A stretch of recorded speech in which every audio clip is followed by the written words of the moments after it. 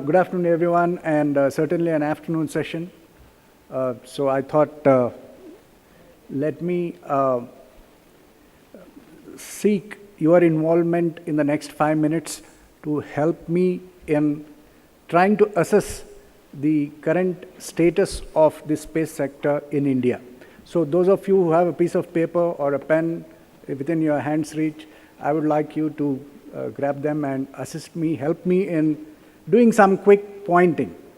So, dignitaries on the dais and friends, I believe that India currently is, the space sector in India is at the stage of dawn.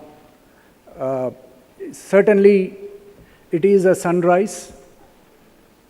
But currently, where we are we at the sunrise? Let us say if sunrise at 6 a.m. in the morning, I think we are somewhere at 4:30 to 5 a.m. It's just started. The darkness has gone off. The first light is coming. Now, having heard what all the speakers since morning and the ones who spoke to me earlier, I tried to capture the current status of the space sector in India on 10 points. And I would request each one of you to give a rating on 1 to 10 scale on each one of this, and what do you feel that we are ready at. The first point is the policy reforms, and the rolling out of the policies. There is a great intention, great thought, great amount of work done, but like what Dr. Subbarao mentioned, it's yet to be rolled out. So point number 1, what's our readiness on the policy? Point number 2, availability of testing, validation, and the infrastructure, maybe launch port, maybe testing facilities. What is available within ISRO? What is available outside ISRO? And how much of what is available within ISRO is available to the industry for use? That's point number 2. You can give a 1 to 10 rating on that. And third, something I haven't heard anyone speak of and I thought I should mention is once we are building or going to start a completely new sector, I think it is essential for us to have a space standard, space quality management system, and a space reliability management system. Like when we get into any sector, we need to have this framework in place. And that should become the standing or the guidance to all new innovation in the sector. The fourth point, of course, a lot of it was discussed about technology availability. Now, technology of yesterday, technology of today, and technology for tomorrow, I think there are very 3 different things, and we need to do a good evaluation about what's the level of technology within the country today, which would be able to give the global alligators a fight in an open space. Point number 5, again very important, I didn't hear anybody talk about it, is the materials, the raw materials, the ingredients for anything to be built. How much of today's raw material, electronics, chips, space grade stuff is available within the country?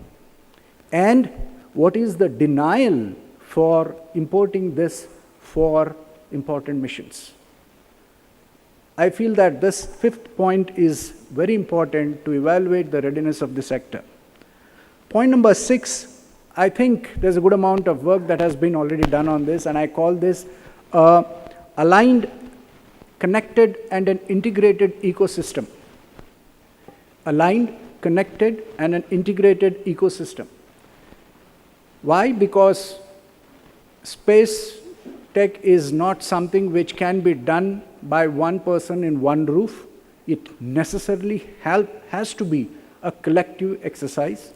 And I think ISRO has done quite well in establishing this ecosystem, and it's important now that through InSpace and through NSIL and other forums that like this, I think we are now bringing about the connect between these. So if I were to rate it, I would rate quite high on this point. The seventh point, of course, is essential. We have Mr. Watts sitting here, a person who is going to create a lot of demand, and likes of Mr. Watts. It is essential that we now start creating demand which is beyond the governmental need. For any sector to completely kind of take off from where it is, there has to be completely a parallel demand. The next point, of course, a lot of you spoke about it, is investments.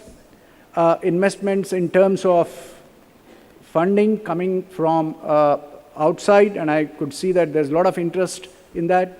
There has to be also funding from within the organization, and there must be funding or some kind of subsidies that has to come in for investments in the space sector.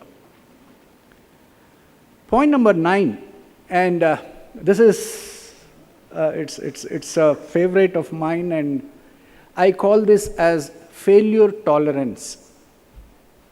Whenever we get into any new sector or anything new, success isn't going to happen success is not going to happen very easily. So as investors, as people in the sector, it is important that we build in and provide for failures in this sector.